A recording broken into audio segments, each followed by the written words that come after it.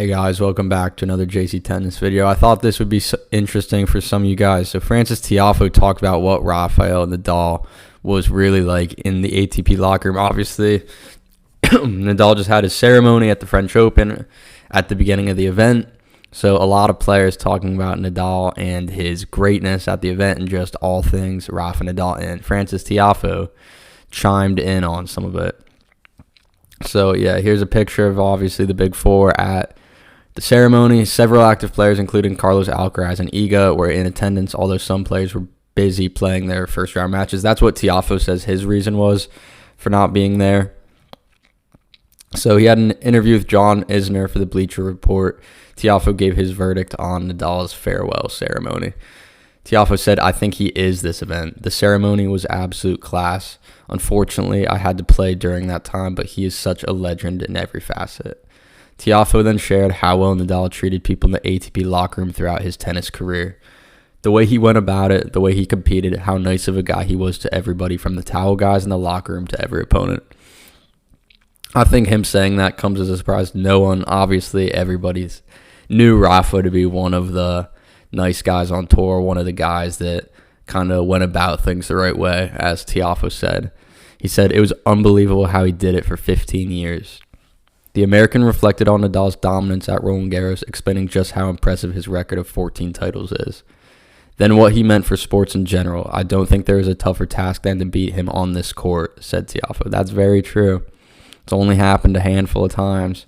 14 titles and 4 losses at the tournament. And one of that fourth loss, he was ceremonial.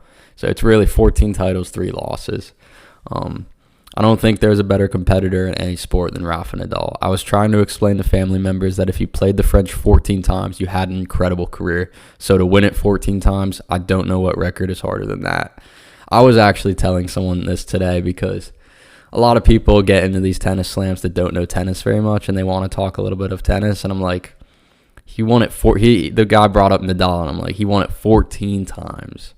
Imagine like having a 14-year career, pro career is incredible. And this guy won a once-a-year tournament 14 times. Unbelievable.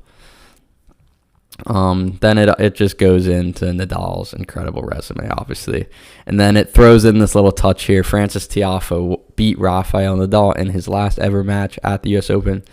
Yeah, that match isn't remembered too much. But, yeah, Tiafoe did beat Nadal kind of towards the end there. I believe that was 2022. And that was still when Nadal was having a great season.